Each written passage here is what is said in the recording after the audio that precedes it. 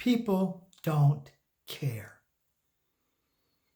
Thank you for tuning in today to the High IQ Genius podcast. I'm Robert Kayan, and I am your host.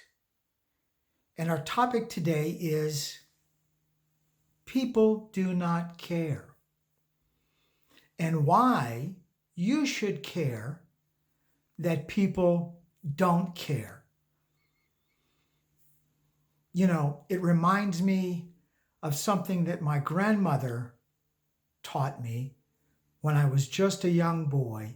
She said, "Bobby, people don't care how much you know until they know how much you care." And so someone reached out to me with a question. And I actually thought it was an interesting question. And that is, why aren't people like me and others that have a high genius level IQ running the world? And the truth is, people don't care. In fact, in many respects, going back thousands of years, people that were seen as geniuses were often called lunatics, which is derived from the word lunar, meaning out in space. And so when we think of people like Mozart, Stephen Hawking, Leonardo da Vinci, Thomas Edison, and my favorite, Albert Einstein, back when there were no measure of a person's intellect, there were no tests at that time, these geniuses were seen as lunatics. In fact, most of society, even today, looks at people in this category. I happen to be a Mensan, which means you tested in the top 2% of the world or the populace in terms of your intellect. But I'm also in Intertel, which is different because in order to qualify for membership in Intertel, you must test in the top 1%. So according to the test that I've taken, and Mensa and Intertel, I'm one of the smartest people on earth. Now, having said that, as I always say, being intelligent is how you process information. Being smart is how you use it. And I still think, with that in mind, that smart people have a distinct advantage over anyone with a high IQ, simply because the intellect or the processing of the information without action or without being smart or using it effectively essentially renders it useless. So now back to people. You know, the reason that people, in answering the question that I was asked, like me, don't run the world is because people don't care. In fact, not only do they not care about a person's intellect or high IQ, they often see those people as different. And which is an interesting observation, because anytime the topic of high IQ comes up, outside of Mensa or Intertel, I generally refrain from mentioning that I am a Mensan or a member of Intertel unless I am in a group of Mensans, which we all share that in common. And the reason is it's a topic that a lot of people find they're very sensitive to. which I find interesting. And let me share why. If you go on any social media site, let's say, for example, LinkedIn, there are tens of millions of people on LinkedIn. And the one thing that they have in common is they all post their education, their college degree, their major, any certifications that they may have, any course that they might have taken, whether it's a Microsoft course or PowerPoint. So they post their college education, their degree. Oftentimes they post their grade point average, but those same people who want to be recognized for their education and their GPA, which, by the way, I think they should be. But those very same people would debate whether or not someone who is a Mensa, who has a genius level IQ, or in my case, a high genius level IQ in the top 1%, should even put it on your resume or your CV. And they will debate you over that topic. So I find it intriguing that the same people that take issue or umbrage with my high IQ or being a Mensa are the same people who post all their education, their degrees, their grade point average, and so on LinkedIn for the public consumption. But I think I know why. It comes down to one word, and that is fear.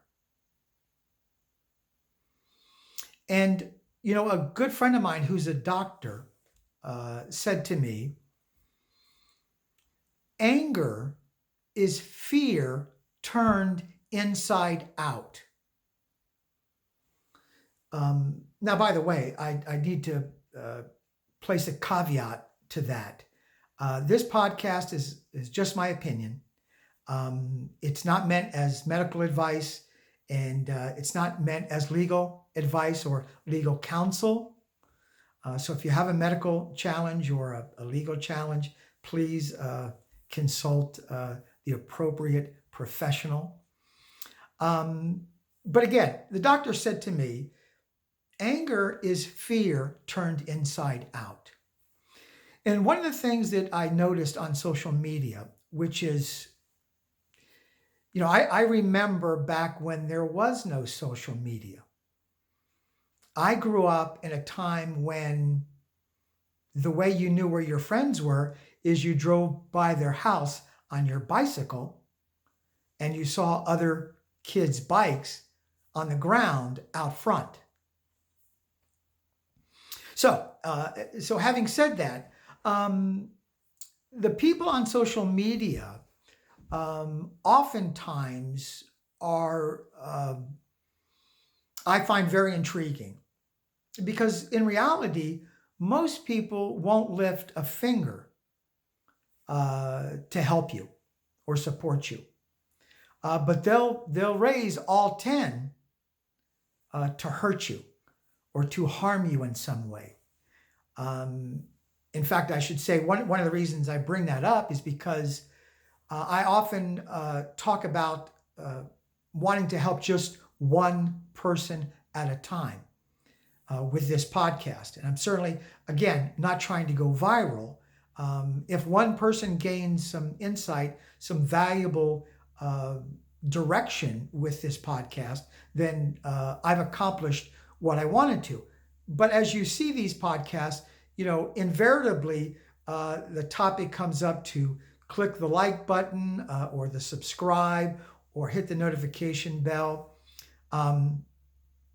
So people want you to help them, but those same people would not support you. So I have a policy.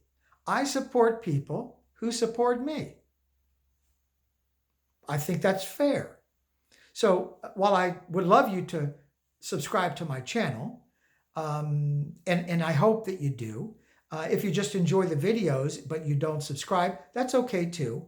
If you don't subscribe, it doesn't change my life, but it may change yours, in that you may gain something from my videos that will help you go forward and achieve your goals and have greater success in life. So, back to people. You know, everybody has a passion. Everybody has something in life they want to accomplish or achieve, something that makes them feel happy.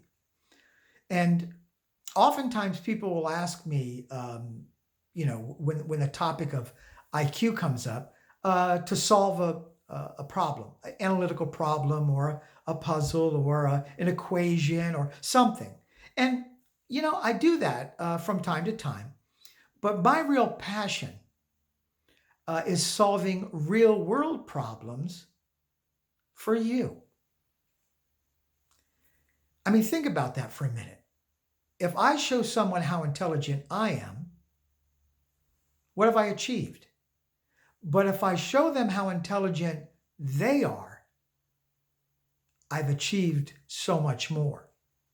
And if I take it a step further and I give them the tools and the strategies to go forward in their life and become the best person they can be, then I think that's the true definition of genius. Because showing people how intelligent I am does absolutely nothing for me. But if I show them how intelligent they are, it can actually change their world. So I want to just close the podcast today to let you know that in January 2025, we're going to be featured, the High IQ Genius podcast will be featured in the Mensa Bulletin. So I'll post a copy of that. All my designations, my lifetime membership to Mensa certificate is posted on my website. You can find me, Robert Kayan, on social media and on LinkedIn. You're welcome to reach out and connect with me on any of those platforms.